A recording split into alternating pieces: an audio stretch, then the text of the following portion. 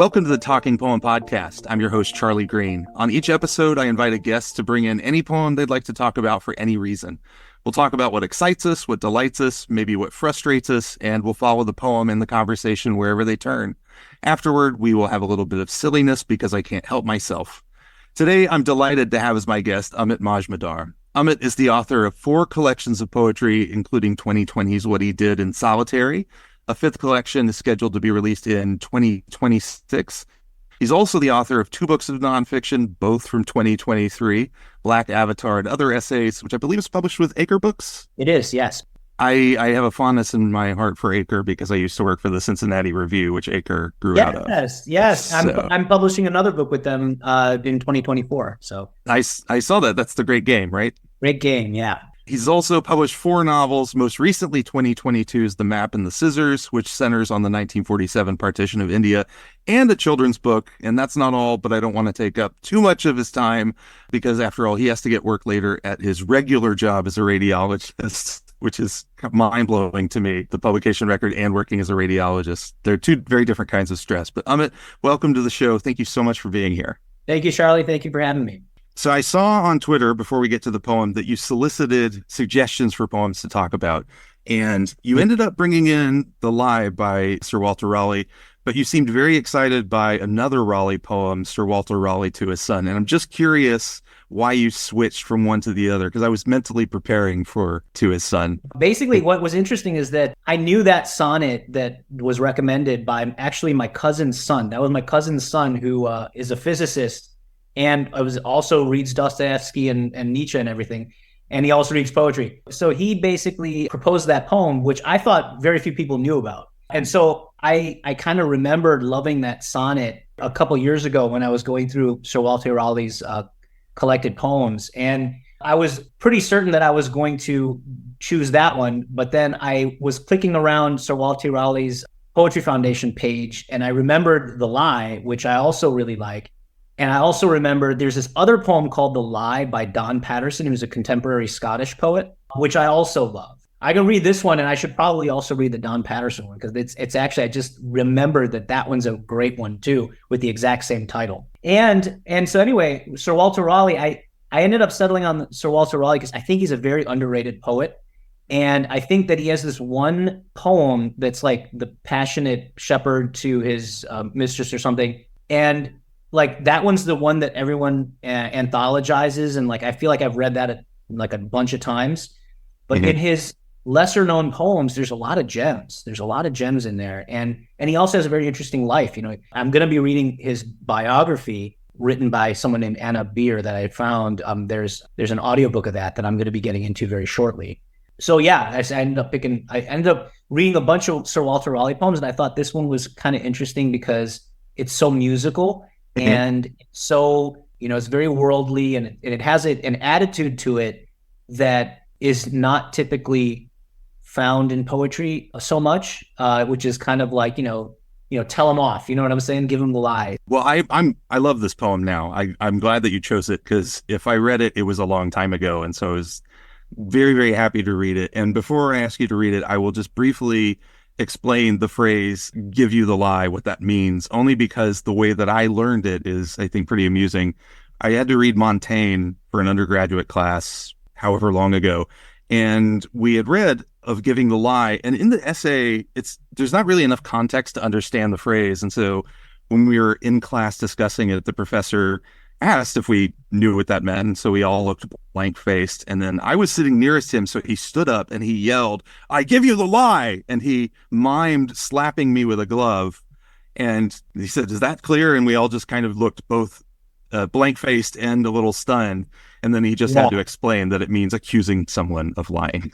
Accusing someone of lying. And, I also like the idea of a poem being built on a very, I guess, I don't know if colloquial is the correct phrase, but give someone the lie is at once, it's sort of like if you know, it's kind of like that's the sort of aspect to it. And I think that in a lot of contemporary writing, especially prose writing, people are always writing for a global audience, and they want those types of unusual phrases to be kind of ironed out And I think that when a book goes through the editorial process, a lot of times editors will be like, well, this phrase is not unfamiliar, or this phrase is going to be confusing to people.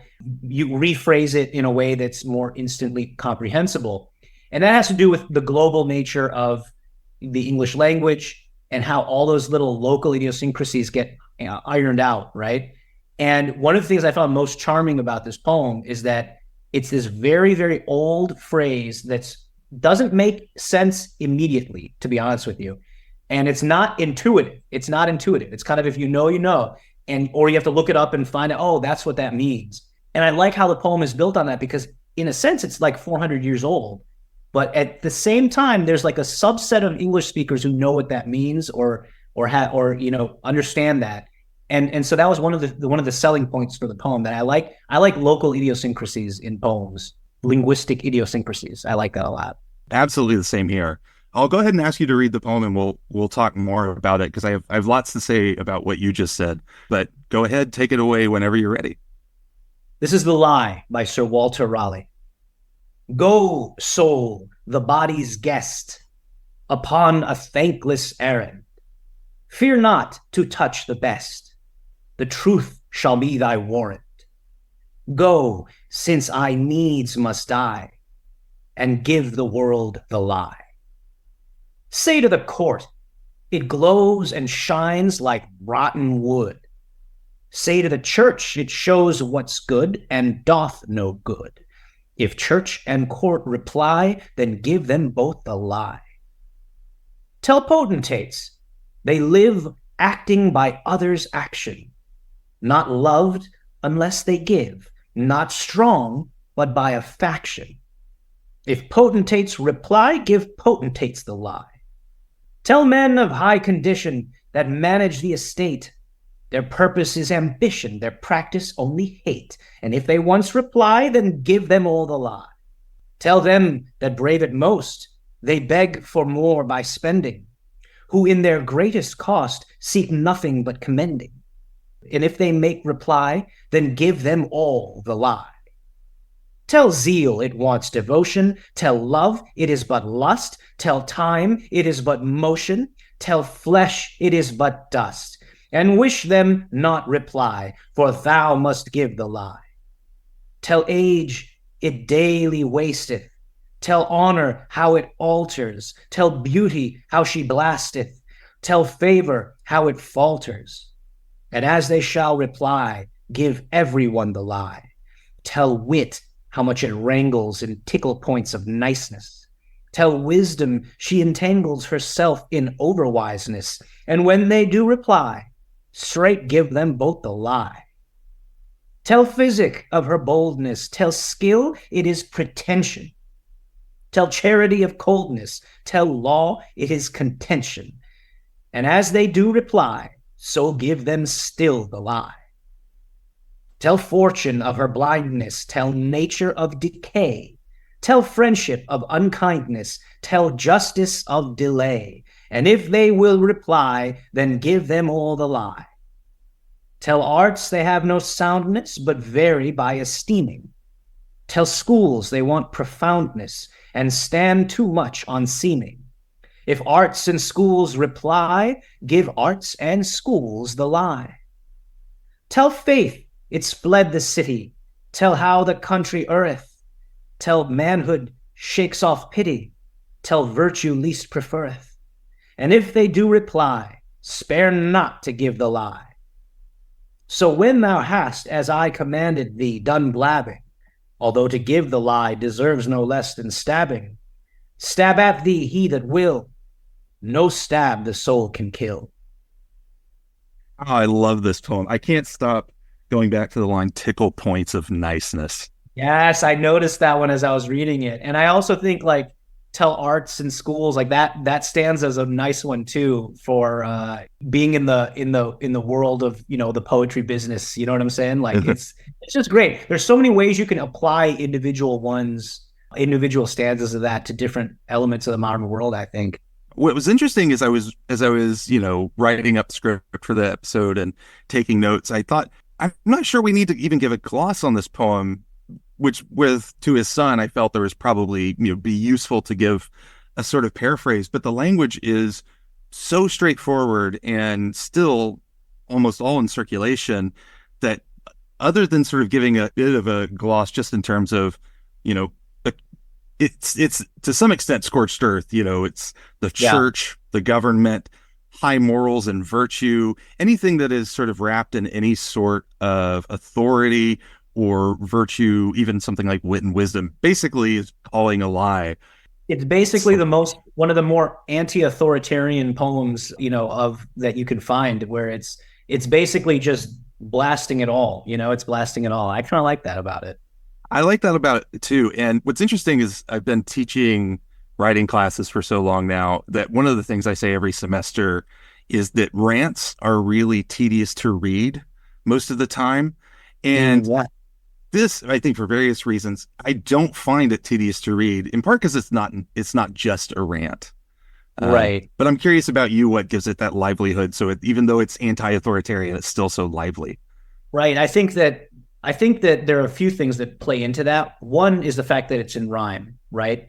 And the lines are not overly long. They're short lines and they all rhyme really fast. The rhymes come very, very fast, right? A, B, C, C. And I think that part of the problem with rants is that they're in prose and they're long-winded, okay? And it's almost as though when we say the word rant, we're almost implying that it's something that's just going on and someone's ranting on about it.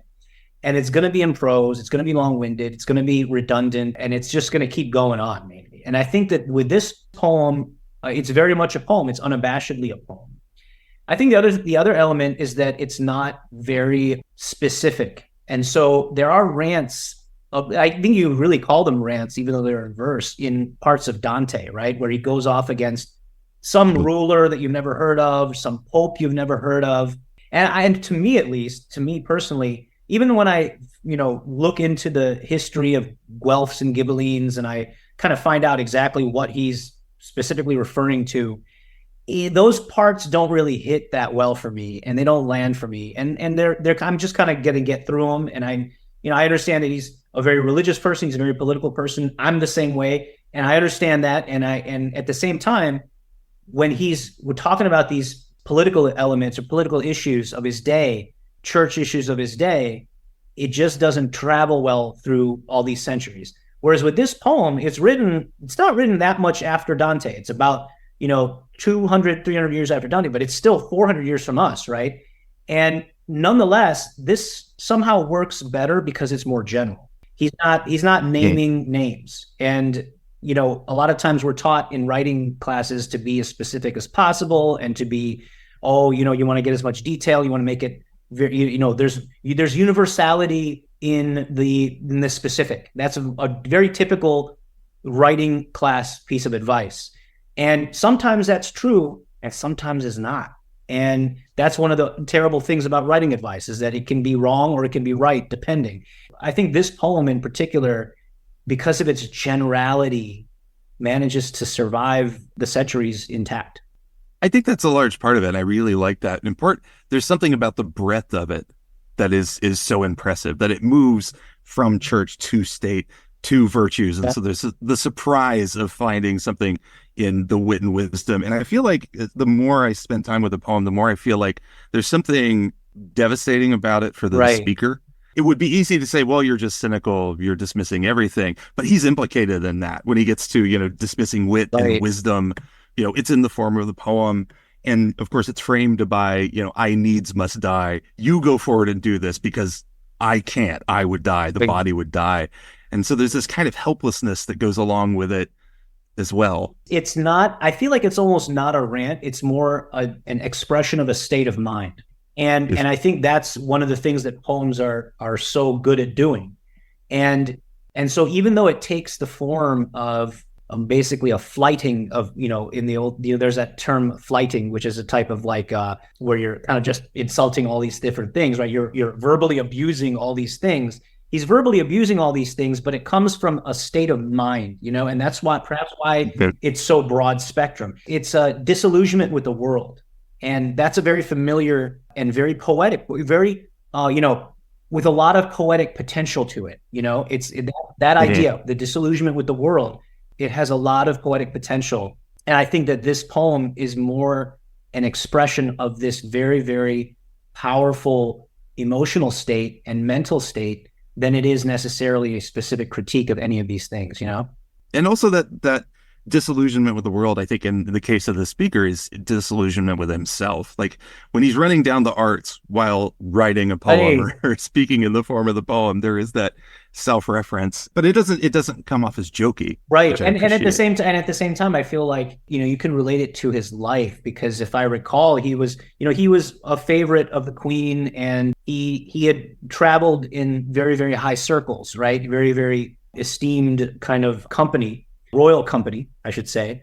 And he didn't necessarily come to a good end. He was imprisoned and beheaded in 1618, right? So, and that was after, some expeditions to the New World.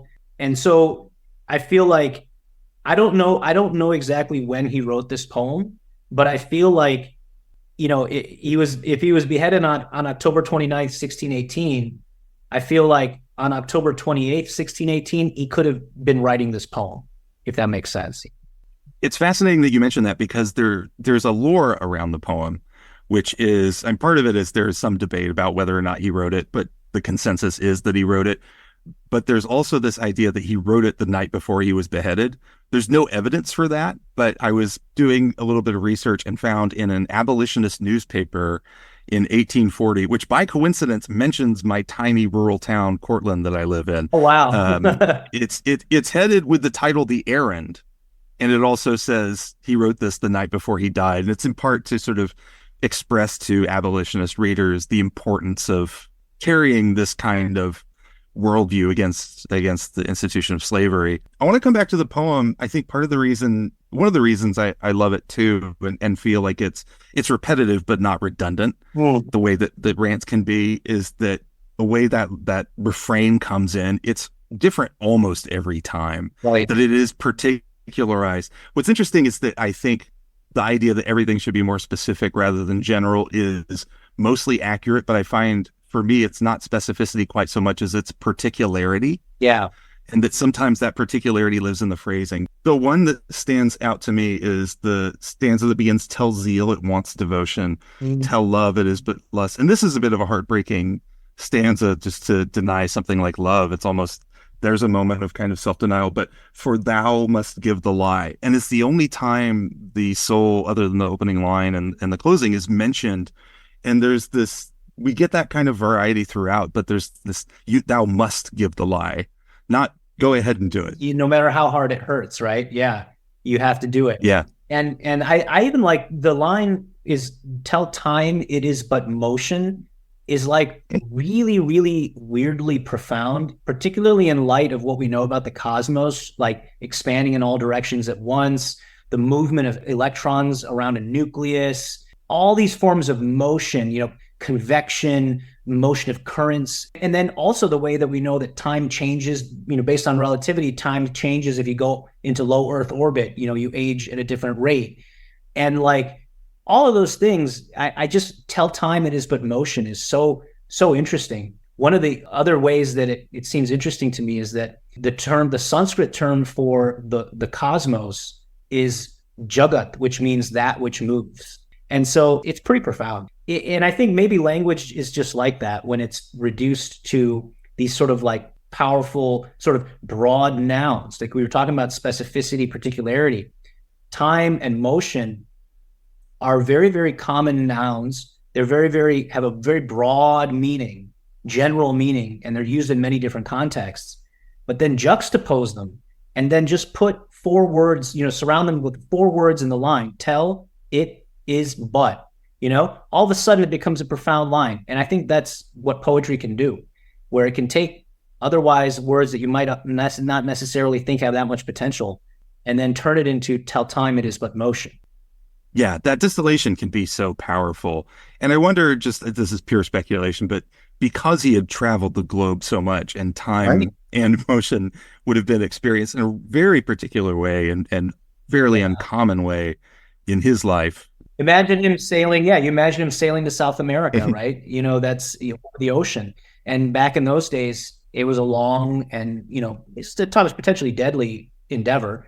But it's a very, very long period of time to be on this ship with just you and the waves. That stanza in particular really gets me, in part because it's one of those moments. Tell love it is but lust, tell flesh it is but dust, is one of those where he's entirely implicated as a speaker, as a writer, and that it's moments like that that cut through what I think for some. Yeah. I feel like some readers might see it as cynical, or at least I think if I had encountered this when I was 18 and loved it, I would have been like, yeah, the world is awful, but it really has something much more moving based on the way he structures those things. Because at first it really is this sort of anti-political, anti-religious, screed is not the right word, but it has that kind of force that comes with it.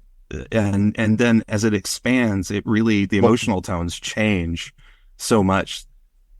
I know. I guess in retrospect, I should have read it a little bit differently, where you could almost change the tonality from a performance standpoint, I'm saying, where you can begin with a sort of aggressiveness and then kind of towards the end go a little bit tender and say, tell age, it daily wasteth. Maybe that's something that, in performance could come out. Yeah, absolutely. It's funny you say that, because the episode that I released today is about The Raven by Poe, which I hadn't thought about since high school, and in part because there's so much repetition in it.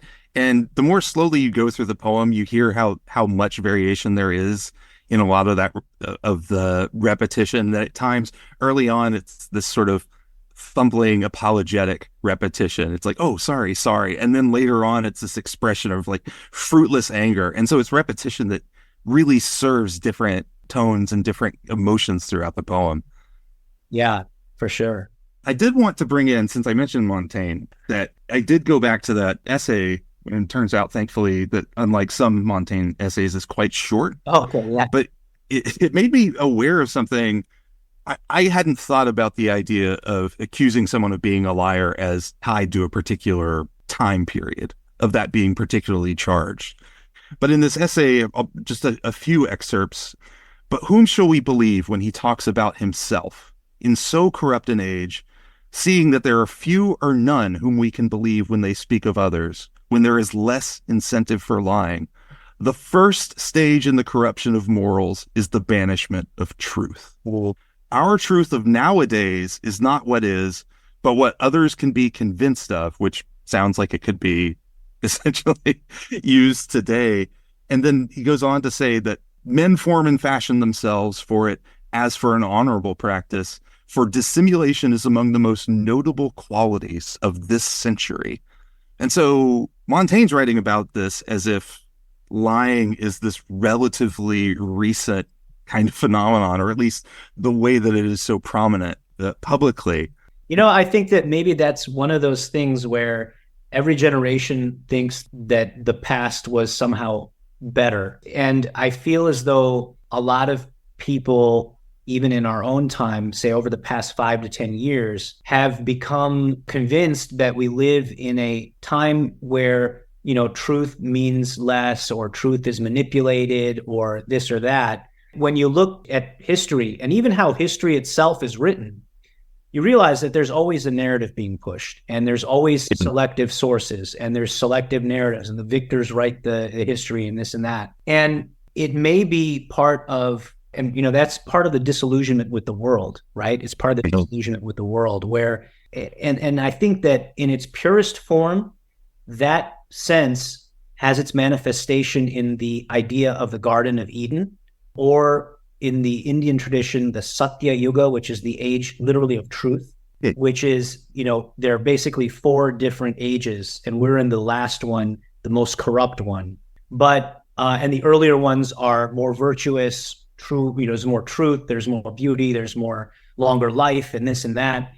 And whether it's that, or the Garden of Eden, or the Age of Gold in the Greek or Hellenic mythos, there's that sense. And I think that it tracks to every individual's experience of childhood and then maturation into adulthood, where in childhood, ideally you're in a state of trust. You trust your parents, you trust your elders. You are not equipped yet to truly be cynical, to truly give the lie.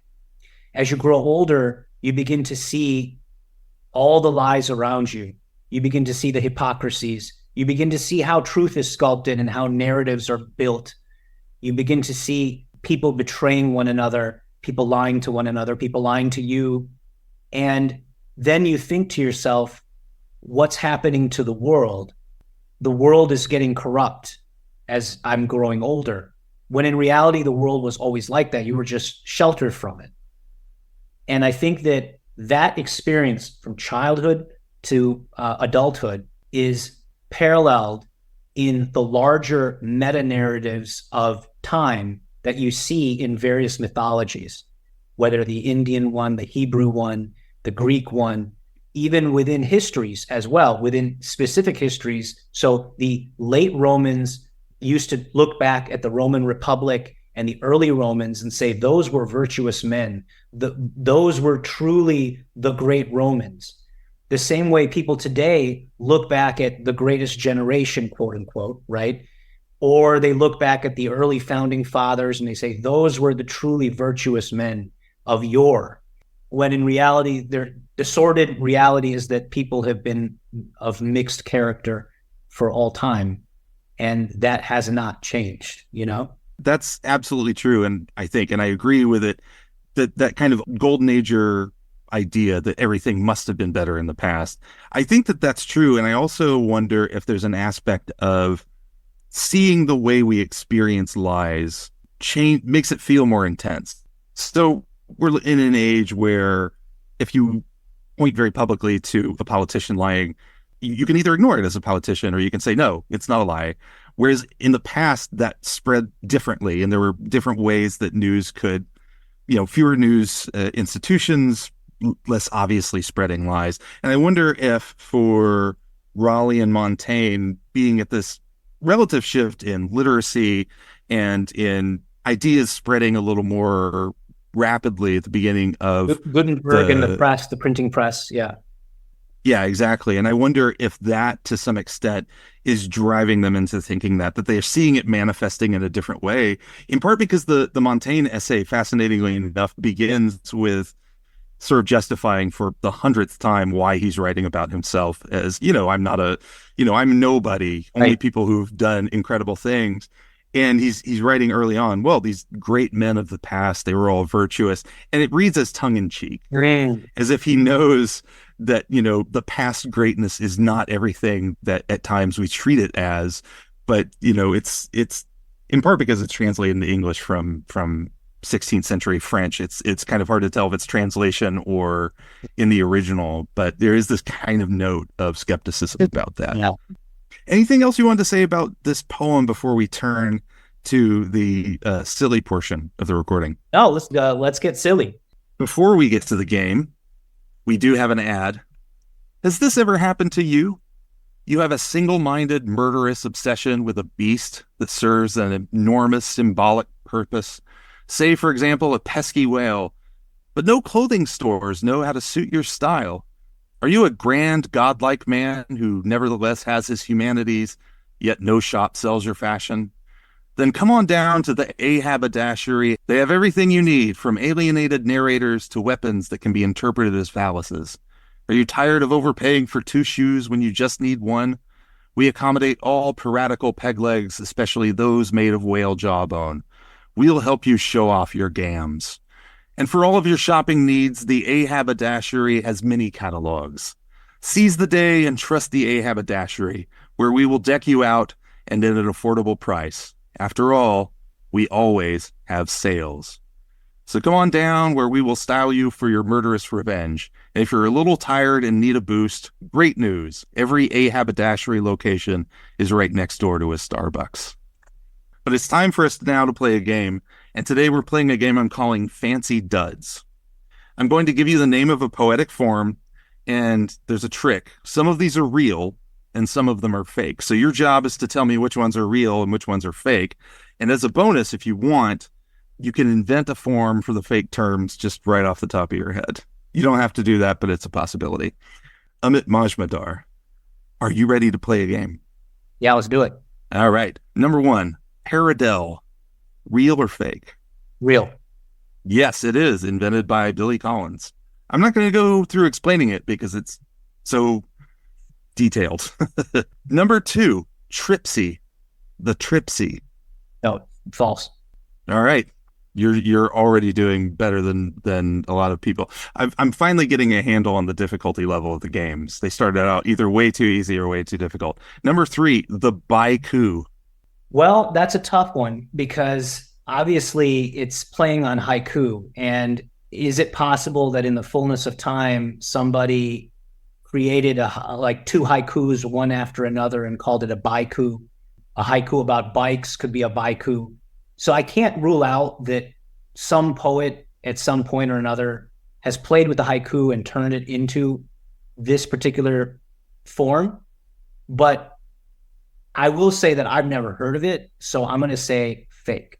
Yes. In my very cursory Googling, I found no poems with the Baiku. Did you want to, by the way, come up with a quick form for Tripsy or the Baiku? Oh, like a baiku would be two haiku about biking. Okay. And a tripsy would be a poem written in alternating lines of dactylic meter and spondaic meter. So you'd be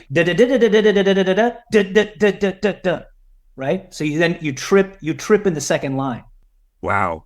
I have to now move that from the fake category to the real category. That's fantastic. Real now. Yeah. I agree. Let's go. Give me all your fake ones, and I'll come up. I like that. That's fun. I'll come up with fake forms for each of the fake names. Oh, I think you're going to enjoy some of these that we come up with. By the way, the only alternate for Baiku, I think that really you have the best idea, but I did, in part because I visited with my wife's family over last weekend, and they're Southern, so there's no such thing as a short goodbye. And so I imagine that rather than having brevity, the Baiku would be this sort of long goodbye that somehow never knows how to get out of itself. A valedictory poem. Yeah. A valediction. Number four, diminishing verse. I feel like I don't know if that's necessarily a form. It's certainly a description of what happens to poems after I publish them. They diminish into nothingness. No, but that's not a form; it's emotion. Exactly. Tell time it is but motion. No, I'm going to say fake. That is actually real. It's the main rule is this: that you remove the first letter of the end word in the previous line. So line one, the example is it ends with grad. Line two ends with rad, and then line three ends ad. Oh, okay. So I'm not particularly excited about that as a form, but number five, a flapdoodle. I've heard of that. I flapdoodle. You know, I shouldn't say real because I have no idea what it is, if it is real, but I know I've heard of a flapdoodle some point or another. So far as sorry, go ahead. I'm gonna say real. So far as I know, it's not a poem, but the word has stuck in my head from wherever I've heard it, and I love it. That's what happened there. Yeah. Yeah. You want to offer a form? So it is a word. It's a word. It's just not a poem. Exactly. All right. So do you want to offer up a form? A flapdoodle would basically be a visual poem. Okay. That it's basically you doodle, and then you have to write a poem in the shape of the doodle, basically. So it's a visual poem. I like that a lot. The thing that popped into my head was a comic erotic poem, but that's less specific and I think less interesting. Got a few more here. The Cloggerknock. Cloggerknock is a Scottish form. It is basically consists of it's basically a poem like related to like drinking. Basically, it's a Scottish drinking poem. Yeah, that's exactly right. It's maybe Welsh according to one thing that I read. Are you kidding me? I made that up. Well, the drinking part is the stretch, but Cloggerknock, it's Welsh. And it is a specific stanzaic form. It's a 6-line syllabic stanza with an A-B rhyme scheme. So, I literally made that up. I was like, I'm gonna throw this guy a curveball and make it as if it's like, because I thought I'd all right, okay, all right. The drinking. Well, at least I located it to the correct country. Yeah, the British Isles. Absolutely, very nicely done. That's an impressive. You faked me out. I'm giving you the line. Number 7, the bob and wheel. Yeah, that's real. Yeah, that's it comes at the end of every stanza in Sir Gawain and the Green, like those types of Pearl poet, Sir Gawain and the Green Knight, all that stuff. They have a bob and a wheel at the end. Yeah, nicely done. I have 2 more. No, 3 more. One of which I have to thank my friend Nick for drawing my attention to. This is not that one. The Wither. The Wither. You know, I if it's real, I certainly never heard of it, so I'm just going to say that it's fake. It is fake. It is fake. My wife has been spending a lot of time with horses, so I've heard the word withers so many times. A wither would be basically similar to that other poem that you mentioned, Diminishing Verse. Wither would be a poem which basically begins with 14 syllables, basically iambic septameter, and then it goes down to iambic hexameter, iambic pentameter, iambic tetrameter, trimeter, dimeter, and then a single iamb at the end. It withers away. It withers away. That makes perfect sense. I like that. Number 9, the Bloody L. Bloody L. I'm gonna say fake. It is fake. My friend Nick made that up to the point that when he sent it to me, he gave it to me very deadpan, straight face. He said, "You're probably not familiar with it, but the Bloody L." And I said, "Yeah, the Bloody L. The Bloody L is a poem that has to be written in slang or vernacular. That's the first criterion of the form, and it has to be it has to have a refrain that basically sets up a refrain like a villanelle, basically. But at the last stanza, you have to completely botch it so that your reader says, bloody hell, this isn't a villanelle. That's perfect. That's great. And you can imagine with the difficulty of something like a villanelle that the writer says that as well when they just can't get it to work. Because the writer's saying bloody hell in his head the whole time that he's writing the villanelle, right? Exactly. I have a colleague who once said, I asked my students to write villanelles because, you really only have to come up with 2 good lines and then you work around that. And I think, well, they have to be so good, though. I know. And to be honest with you, like there's that one villanelle by Dylan Thomas that worked, and generally they don't really work too well. No. I mean, I think, yeah, it was meant for music anyway. I mean, it's kind of like I think it was meant for music. In old France, like troubadour times or whatever, like they would play it with music. It was like a refrain for a song. Like it doesn't really work, to be honest with you. I don't think it works. There's that one example that works, and then everyone's like, "Oh, I'm gonna write a villanelle." I was like, "Why are y'all writing villanelles?" Like it, I don't know. I like one art. Now I'm gonna be compelled to try and do it in some success. I'm trying to make a success of it. And I'm going to bang my head against the wall doing it. Well, that's the thing is every time I'm like, well, no one can write a good villanelle. It's like the thing from Arrested Development. Oh, when couples try open relationships, it never ever works. They convince themselves it'll work, but it never does. But it just might work for us. That's the mindset. Yeah, I know. And the last one, a Cascade poem.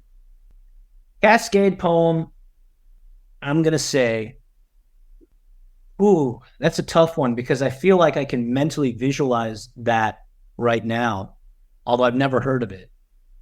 But I feel like someone may have come up with a Cascade poem at some point. So I'm going to say true. It is real.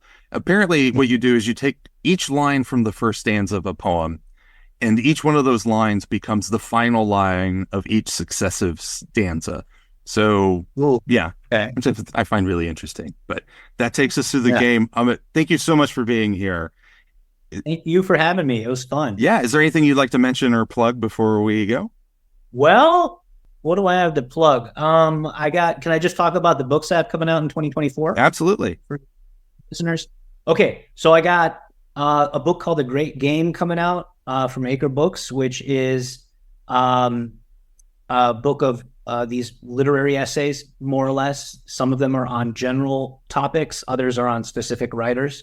Then I have a book called Three Metamorphoses coming out, which is a book where it consists of 3 sections. The first section is a prose retelling, is a prose version of the fall of man, based on the Sufi interpretation of the Quranic version of the fall. Then the second is called Creon Pilot, which is basically a screen poem, like a poem written for the screen as a screenplay.